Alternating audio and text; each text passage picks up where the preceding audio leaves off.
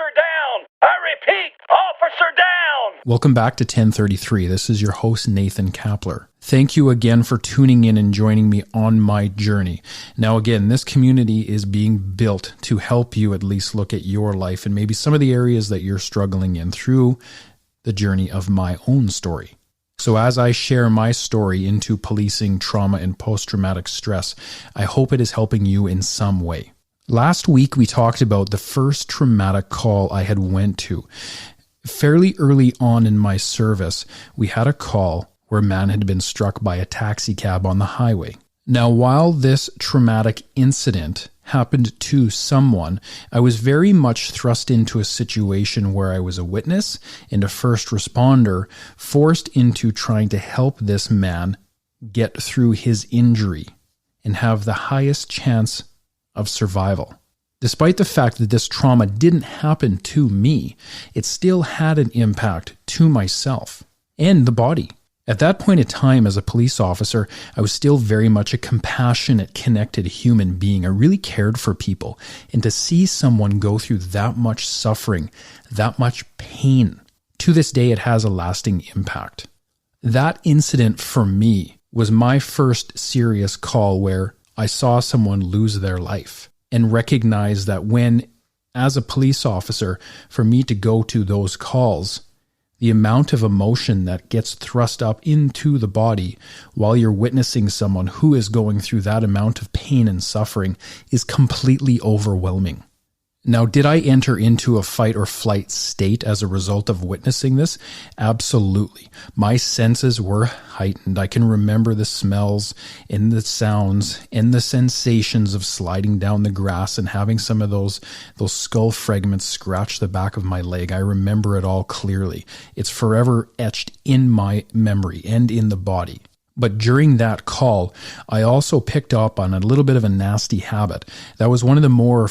But during that call, that was the first time I picked up on this nasty little habit, which was to completely shut everything down in that moment. Rely solely on my training to carry me through. Police officers may or not be aware of this ability that they gain over time. Now, it's something that for many of us, we actually have to use because our emotions can get too big, too quick in a call. We have to suppress them for that time so we can keep our cool, our professionalism, and look forward to dealing with very complex dynamic situations effectively so that everyone is safe. I'm not saying that in the moment this is a bad skill, but being able to, after the call, able to re-engage those emotions, feel them, process them, and walk through that actual event is incredibly complex. Many of us don't actually ever get to that point, or at least I never did.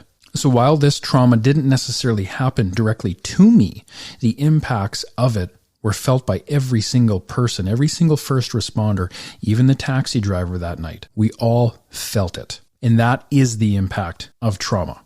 As I reflect about this story, this tragic story, I do find, and I am able to find peace with the event. This wasn't always the case, though. For many years, while I was actively suffering in the depths of PTSD, a lot of this pain was coming up and I wasn't able to properly deal with it and process it and help it leave the body.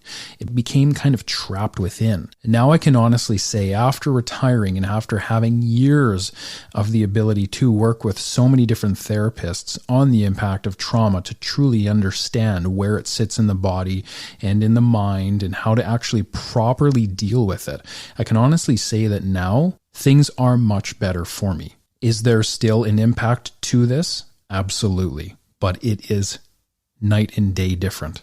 Now, the next story that I'm going to dive into has to do with trauma that I directly experienced, that has to do with a fear of death or grievous bodily harm. It's considered to be our highest threat that one can come across as a cop. One thing I wanted to do now that I didn't do on the last episode is actually bring in this word. This is going to be a trigger warning, this story, for some of you. So if you believe that hearing this story may impact you, I caution you. For some of us, these stories are too big and we're not yet healed enough to hear them or take them in. And that's entirely okay if you're that person. You don't have to join me on this journey. But for the rest of us that feel comfortable about hearing these stories, we will continue on. By this point in my career, I had about a year of service. I was fairly confident now as a police officer, and I did believe in myself and my abilities. I was comfortable to work on my own. It was in the fall of 2008. On a night shift, I believe it was the weekend, 5 of us were working that night, including myself. At one point in the night, I was standing outside by my cop car, and it was almost like the hair on the back of my neck was standing up. Something didn't feel right about that night. I had spent a little bit of time in the village, just walking around doing some foot patrols, and most of the people in the village that night were really messed up for whatever reason. And what I mean by messed up is a lot of people were very intoxicated, either on alcohol or drugs. It wasn't a normal night where our normal crowd was in town celebrating the Friday or Saturday night. As the night progressed, we ended up getting a call from our dispatcher. The first call that came in notified us that someone was in the village actively running around with a 2x4, possibly with nails in it, hitting people. Moments later, another call came in, and it was the exact same theme, a short distance away. Moments later, another call came in, and the exact same story again. It's not very often that we receive multiple calls about the same event repeatedly, so we knew that this group, whoever it was that was running around, was very actively engaged and wanting to hurt people, and we had no idea when they were going to stop. All 5 of us working that night dropped everything that we were doing in that moment and rushed out to an area where we believed all of these assaults were taking place. Now, for the purpose of this story, myself and my partner were the only 2 cops that I remember getting involved in the event that I'm going to talk about right now. I don't remember seeing anyone else until much later in the evening. And again, this story is told from my perspective. I've actually had to reach out to my partner in a bid to try and piece together parts of this story because so much of it is blocked out. I don't recall massive amounts of what happened to me that night. As my partner and I approached one group of people that all seemed to be in some type of distress, they had all gathered in front of a bar, a local bar up in Whistler, right in the village square itself. The group was sizable. It could have been 30 to 40 people. I'm not quite sure on the number, but it was a fairly large group. As my partner and I stood watching the group, it became very clear that something was happening on the inside of that group. We weren't sure if someone was injured or if there was an active fight, but there was a commotion that was happening and we couldn't quite tell what was going on. And no one was responsive. Nobody was listening to our requests. We were standing there yelling at the crowd to separate and nobody was moving. How the next part of this story happened, I'm very unclear, and this is the impact of a traumatic event. It kind of wipes out your memory a little bit. But as we stood there, I believe we may have gotten a little bit closer to the group to try and figure out what was happening on the inside of it and if someone actually needed legitimate help. And it was at that point when I looked over and all of a sudden my partner had somehow been sucked into the group. That was my perspective on the event. I don't know how it happened. I've talked to them trying to figure this out, and we both don't really quite recall how this all happened. But all I do remember is standing on the outside, worried, fearing that my partner had now been sucked into the group and they were being beaten alive. The commotion that was previously happening with the group increased, and I don't remember if I heard any thuds or kicks, but I couldn't see my partner anymore, and I feared the worst. Naturally, I knew that I had to go in there, into the center of the group, and get my partner and get them out. As I got to the center of this group, it became clear that there was no way out. We were completely surrounded. My partner had somehow become detached from myself and now was stuck there with me in the center of the group, and people were beyond infuriated. Regardless of the reason as to how we ended up into that situation in the center, the eye of the storm, it definitely wasn't a calm place whatsoever. From my perspective, I actually believed as I got close to my partner, I thought I saw my partner kneeling down or lower on the ground, maybe taking a bent over position. Again, I'm not quite sure what I saw. What I do remember, though, is I remember people trying to grab my partner's gun, hitting them, pushing them, assaulting them, trying to physically overwhelm them. I tried to put my back onto their back so that we wouldn't get attacked from behind, so that we could see the threat that was in front of us. At the same time, that's when the punches started to come in on me. They were coming in from multiple different angles. My gun was being grabbed at. The tools on my duty belt were being grabbed at. I was constantly having to have my hands up, trying to block punches as they were coming in. I was in a fight or flight response that I have never expected to experience in my life. At that point, I feared for my safety. I didn't know if I was going to make it home.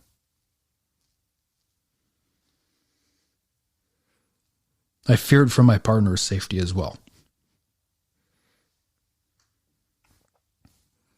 I didn't know if either of us were going to get out alive that night. As time seemed to stand still, I ran through a list of my options in my head while I deflected incoming punches in hands that were trying to grab my gun. I knew the longer that I stood in the center of the group, the worse it was for the both of us.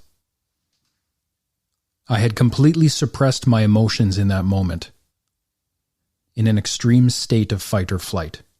My adrenal glands were no doubt pumping as much adrenaline into my body as they possibly could.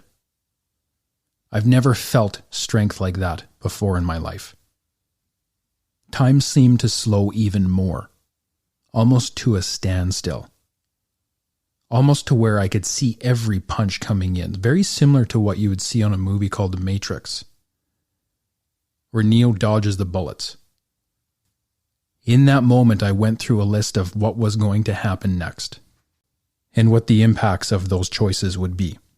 As a police officer, you have to think before you start pulling your tools out and using them.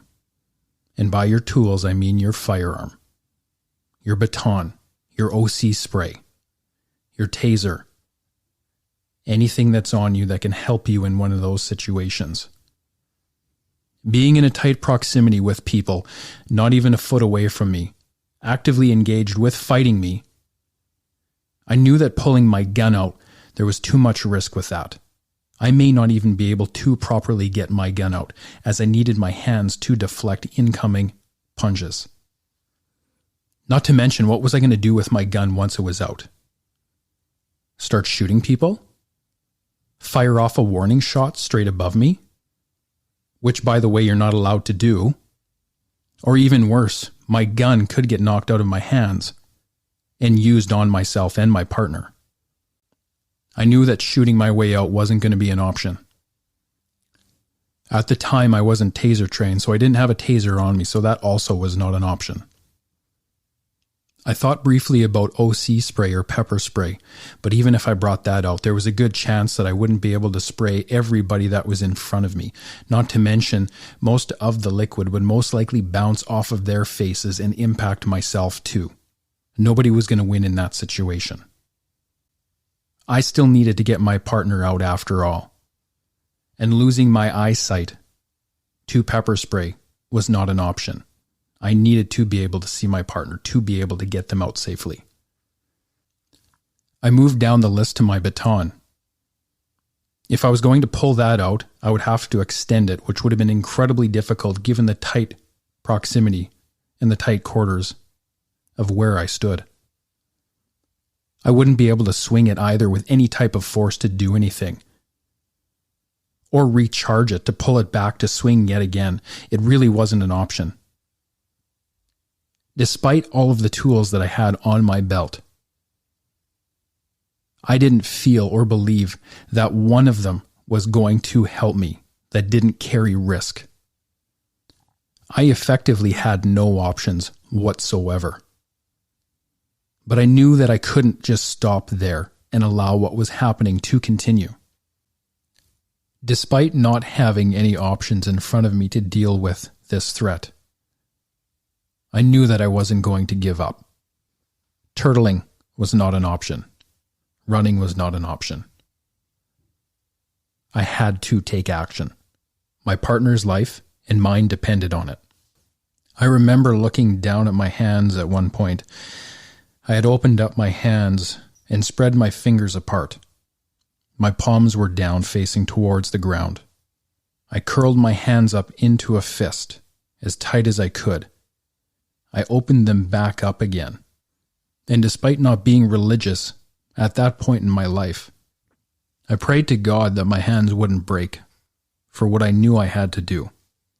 I closed my fists back up into a position where they were ready to be used. These were my tools. These were the only things that were going to get me out of this event. Despite continued commands for people to back up and give us space, they drew closer and closer. And as my hands closed and were now ready, I knew I had passed the point of no return, and that the next step was very unfortunate, but a very necessary part to my own survival and my partner's survival that night. I knew in that moment that I was going to have to hit people so hard that I was going to have to incapacitate them and to make them drop to the ground so I had space to get my partner out of there. The first male that I grabbed him by the collar. And this is where I actually blacked out. I don't remember much, but other people have told me this part of the story, so I was able to build it back into a bit of a hazy memory. But that first male, I hit him so hard in the face, I believe I knocked him out before he even hit the ground. I then moved to the next target. I grabbed him and hit him too. I believe I knocked him out as well. That continued until I had people at my feet. But once I felt I had enough space to react in the situation, I turned around me and I told my partner, "Put your back on me, we're getting out of here." I bent over and I picked the first male up that was on the ground that I could physically grab. I picked him up with my two hands, almost like a log, as he was extended in front of me parallel to the ground, motionless, still dazed. I used him as a battering ram, and I began to run forward and sprint forward into the group, into more males that were in front of me that were trying to come closer to me, to continue to attack me. I could feel my partner, their back on mine, as we began to run together out of that crowd. I had begun toppling people over as I began sprinting forward and knocking people out of my way and paving a path for us to get out. Once out of the group, I threw that male that I'd been using as a battering ram off to the side, and I grabbed my partner and made sure that we got out of there. I regrouped in the taxi loop with the rest of the police officers that were working that night.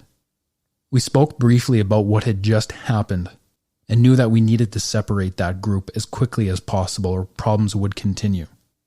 Again, the rest of the night is completely hazy as my adrenaline crash now started to happen. But we came up with a plan of going back to the office, or at least getting big party packs. Party packs were big canisters of OC spray, and our intention was to take them to the group and spray the group and get them to disperse. They needed to be separated. Now, I don't believe that actually ever happened. I believe the group separated on their own. And to this day, we have no idea who was hurt, how much or how little, or where this group went that was running around the village with a 2x4 with nails in it, actively hitting people. That same night, some of our PCs, our police vehicles, that were parked nearby the group, the windows had been smashed out. We decided that we weren't welcome in that area and that we actually needed to leave and try to diffuse the situation and fall back People were not in a healthy mind space that night whatsoever. As we continued to watch from afar, the night finally grew to a point where it was ending. People were finally going home. My story is just one perspective of what happened to us that night. All 5 of us had very similar incidents, but yet different in our own way. We all walked away a little different from that night. When we got back to the office, no one said a word. Not one. I have no idea who wrote up the files that night. I know it wasn't me. I couldn't think. I couldn't type. I don't even know if we had calls come in after that. I couldn't tell you. I was completely incapacitated. The fear of losing my life that night, or seeing my partner lose theirs. We may have tried to make small talk that night, but I don't think much was said. I do recall, though, that this was actually the first night shift of the partner that I had to help get out of that group. The fact that they returned to work the next night shift, because we did work the night after, I was shocked. I thought for sure they'd quit on the spot. That night was anything but normal. Now, I'm not going to speak ill about the Mounties or the RCMP.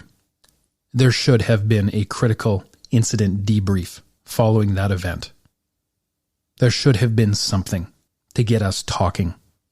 I don't think one of us ever really did talk about it after that. I think as a watch, we tried to go for dinner and drinks on our first night off, but I don't think any of us really touched on what had happened. Maybe we did, but we didn't go deep. So I won't sit here and blame the Mounties for not doing something for me. If you are a first responder and you've gone through one of these situations, you've got to make the effort to do it for yourself. Pound on the doors until someone listens. Demand that someone is brought in to help you complete a critical incident debrief. And not just for yourself, but everybody else that has been impacted by trauma. This stuff happens all too often. This event happened to all of us 13 years ago. And still today, there's a very real impact to not only myself, but others who were there that night. It took me many, many years of therapy to finally be able to talk about this openly and share what I had been through, to be able to process the really intense feelings of fear and to find peace with them. When we don't deal with this stuff, that's when the body begins to fray. When the PTSD settles in. All of the symptoms that make it up. The depression and the anxiety. And for some, addiction issues. Because the pain gets so real and so intense that it can no longer be managed. Addiction is a very real human issue. And it is rooted in our ability to deal with sustained traumatic events and significant pain that comes from those events. While this story for some of you is incredibly hard to hear, whether you know someone who's gone through something or you in fact have gone through something yourself, know that there is always hope and that your experiences do not define you and they do not define the person that you are right now as you struggle to live with PTSD, if that is the case. Know that there is hope through vulnerability and sharing and talking and feeling those emotions that may be trapped within you. The human behind the badge is still human after all. We are not designed to endure these types of events. It is incredibly okay to break from these events and need to ask for help. And that's eventually what I did in my journey. And I will be forever grateful for the fact that I did that for myself. So as you can tell, I don't tell this story as a pity party. I don't want anyone to feel sorry for me. I'm using this story as a guide to help you. Navigate your own pain. Realize what it might look like. Realize some of the things that you've been through are very significant and they need to be dealt with. First responders carry one of the biggest burdens I have ever seen as I wore those boots and filled that role. And I'm completely honored to stand here and share my story with you in complete vulnerability. In closing, I know that the impact of this story is going to have something significant on the receiving end. And if you have been impacted by this story, I want you to take some time to breathe and to process just hearing this story. I'm incredibly honored that you joined me for this. This is one of my more serious calls that impacted me to a very deep degree. But as I share, I also have a limit. I can tell I'm done with this story and I need to move on. And I need to do the things that help me to allow the body to find peace and calm again. So once again, thank you as always for being a part of this community, destigmatizing PTSD and mental health issues that come from trauma in the roles that we first responders hold while we serve and protect. So as always, thank you and much love.